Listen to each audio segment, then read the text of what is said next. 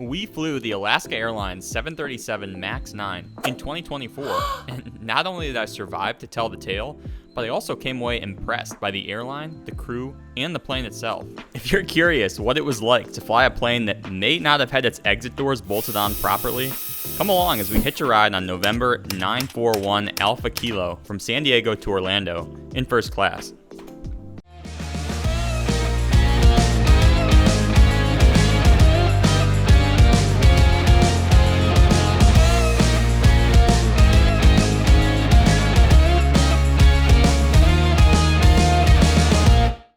Alright, before we get into it, I wanted to provide a quick update on the 737 MAX situation as it stands. If you've been following the news and are already fully briefed, feel free to skip ahead. So, as many of you have seen, Boeing's 737 MAX is again facing scrutiny after a door plug blew out mid-flight. Alaska Airlines passengers bracing for an emergency landing earlier tonight after a section of the plane blew off mid-flight. This time it's the MAX 9, whereas the two crashes back in 2018 and 2019 involved a MAX 8 aircraft. Between then and now, Boeing went through the regulatory ringer to prove to the FAA that their jets were safe. The entire MAX fleet was grounded worldwide for 19 months, and it's estimated that the manufacturer incurred over $20 billion of incremental costs in the process. Now, between December 2020 and January 2024, the MAX has operated pretty much without incident. Boeing has delivered almost 1,000 MAXs between 2021 and November 2023, and currently boasts a backlog of 4,500 plus aircraft. Now, even though the fuselage design of the 737 MAX is almost 60 years old, make no mistake, this is a modern aircraft, and both crew and passengers have given it generally good reviews. It's just an absolutely wonderful aircraft. It's just very planted, very rock solid feeling airplane. It's very, very stable, very efficient. We're going to burn about 15% less fuel today. So today we're going to see for ourselves if this thing is really as comfortable, smooth, quiet, and spacious as the internet claims.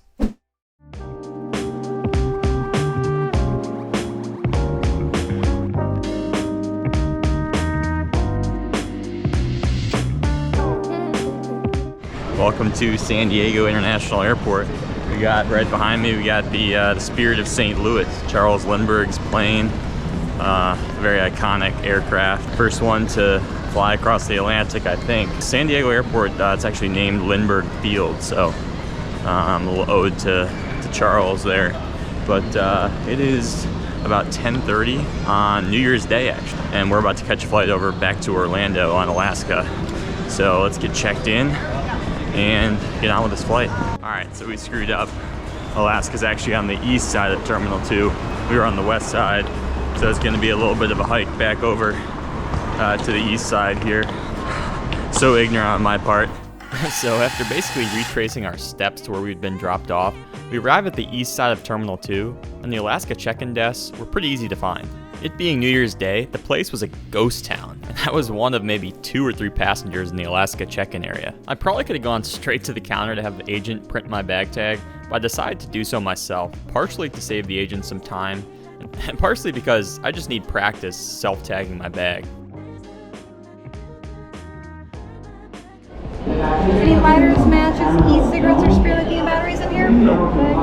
Thank you, Peter. Appreciate it. And that's gate 21. Perfect. You are all set. Thank you. All right, thank you. Have a good one. Happy New Year. Yeah.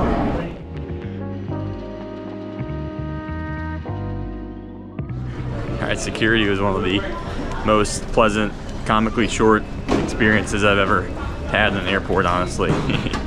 I think I was the only person in pre-check, and all the TSA agents were super nice too, so good vibes all around here at San Diego on New Year's Day. San Diego claims they've mastered the art of airports, and so far they were living up to expectations. It's around 10:45 a.m. and the flight boards at 11:15, so we've got 30 minutes to survey the food and drink options. Now, good news is Terminal 2 has a ton of options. However, our flight departs from the older east side of the terminal, where you basically have a Jack in the Box, Panda Express, CPK, and a Pete's Coffee. If you have time before your flight, I'd encourage you to venture over to the west side for not only more options, but also more modern architecture, and most importantly, bigger planes to spot. No time for that today though. I wanted to have time to eat before boarding, so I hastily grabbed a pre-made salad from CPK and a cold brew from Pete's. Coffee and a snack have been acquired. Time to find the gate now. Gate 21 today, out of the east side of Terminal 2. Probably got 20 minutes until boarding. Flight's looking on time. Everything seems to be going smoothly.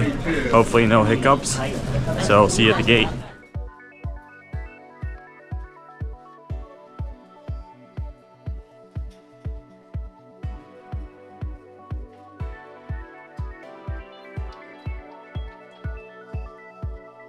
It's now 11:15-ish. Boarding's supposed to be at 11:13. Looks like they're still turning around the plane. It just got in from Orlando here at 10:58 a.m. So 15 minutes would have been a pretty aggressive turnaround time to get everyone off, get the plane clean, then get us on.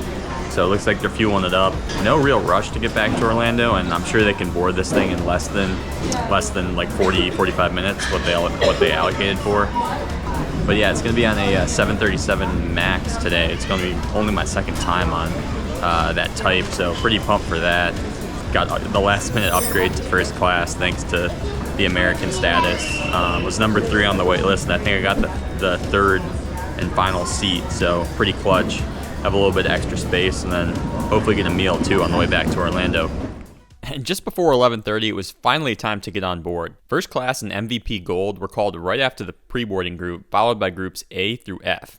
Most airlines board via numbered zones, but Alaska uses letters. I think they may be the only one besides JetBlue, at least in North America. Hey, how are you? Good. Peter, thank you. Thank you.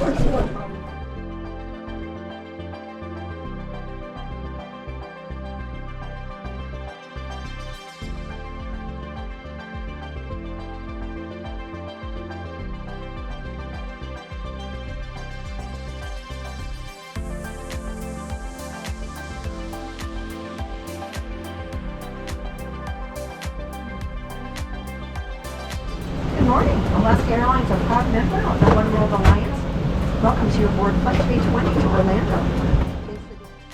And turning right, we find the 4-row, 16-seat first-class cabin arranged in a 2-2 layout. These seats are pretty much as nice as it gets on Alaska. You won't find any lie flats or fancy suites across their all-Boeing mainline fleet. This is the seat you'll get on San Francisco to Seattle, and this is the seat you'll get on Anchorage to Honolulu. But it wasn't always that way.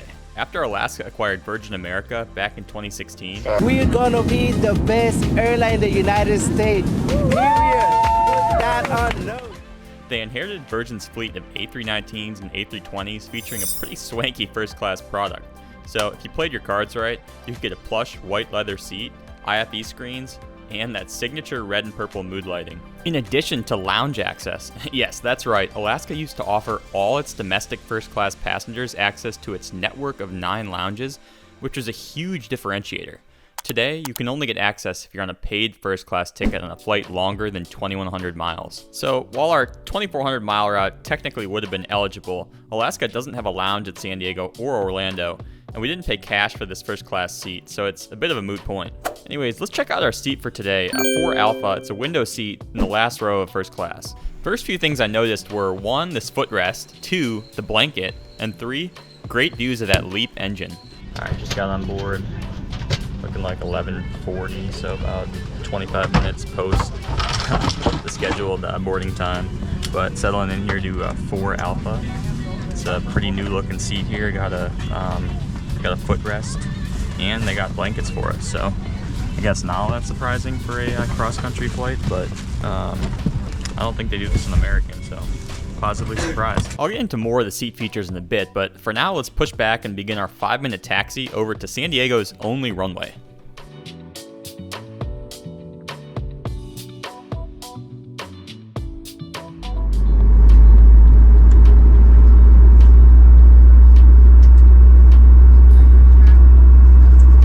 Alright, attention should now be seated for takeoff. Thank you.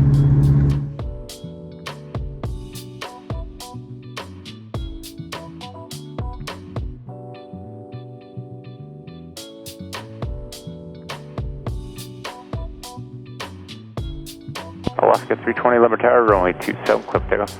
Clip takeoff 27, Alaska 320.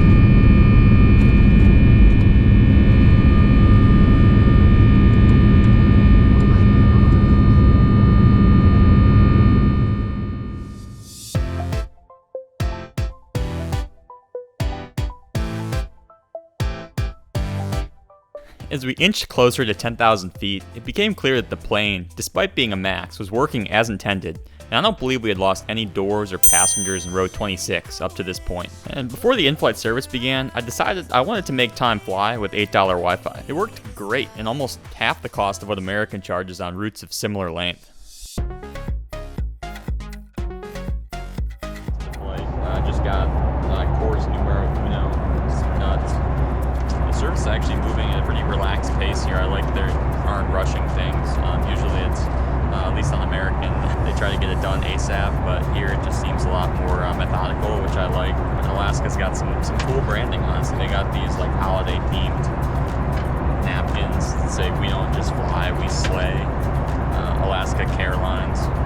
Very, very funny. But drink-wise, I got just a sparkling water for the time being, and then entree. I didn't pre-order anything because I got upgraded at the last minute, so it was basically whatever was left when they got to our row 4, the last row here. And luckily they had the chicken. That's honestly what I was thinking anyways. So very good things about the food on Alaska. We'll see if they live up to it, but start with the nuts here.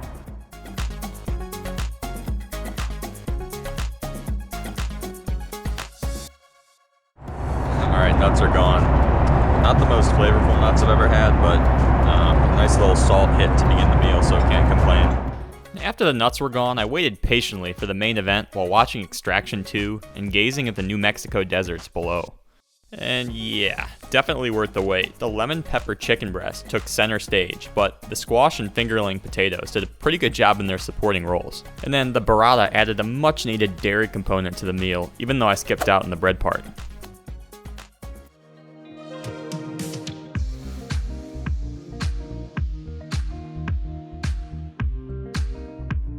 Pretty solid main course, at least by airplane food standard, and we certainly didn't need any more calories at this point, but when this little mini pint of salt and straw ice cream showed up, couldn't turn it down. So final course here in Alaska is this salt and straw chocolate gooey brownie ice cream. Absolutely tremendous. Perfect size too. Didn't go overboard. It's not some massive sundae with whipped cream, nuts. It's a very modest portion, but it's amazing.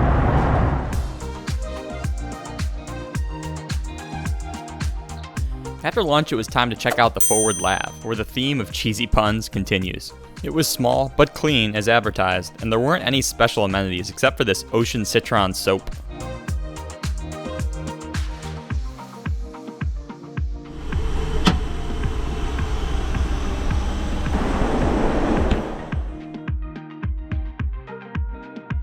Alright, as promised, let's take a quick look at the seat. Not a ton to see here. You've got the aforementioned footrest, seat back pocket, side pocket, tray table, and power outlets.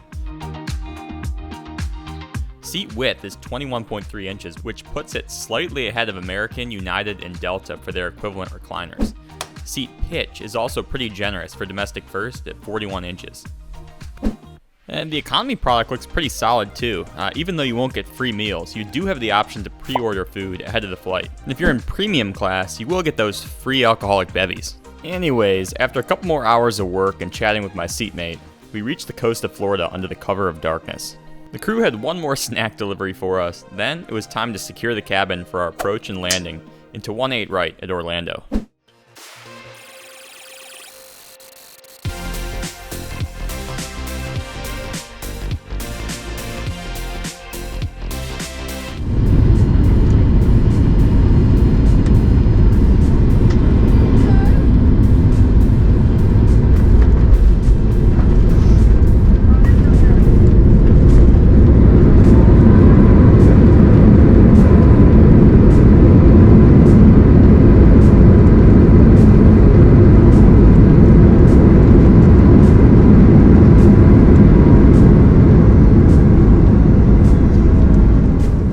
Welcome to Orlando, where the local time is 7:07 p.m. Please keep your seatbelts on. Our pilots will turn off the seatbelt sign just as soon as it's safe to get up. Alright, and that's the Alaska 737 MAX for you guys. It's really a shame that this thing has had so many production issues, because it really is a smooth ride, and when you layer in Alaska's friendly service, it's an awesome way to fly. Would I like to see Alaska install lie-flat seats for its longer routes? Absolutely. But is that going to happen? Probably not. They've shown they can win plenty of business by virtue of competitive pricing, above average customer service, and operational reliability. The Wall Street Journal just came out with their ranking of 2023's best airlines in the USA, and Alaska came in 2nd out of 9 for the 2nd year in a row. Well deserved in my opinion, but unfortunately 2024 is off to a bit of a bumpy start with the MAX issues. Do you guys feel safe flying the MAXs given what happened a few weeks ago? Let me know in the comments, and as always, thanks for coming along with me today, and I wish you the safest and happiest of flying, wherever your travels may take you.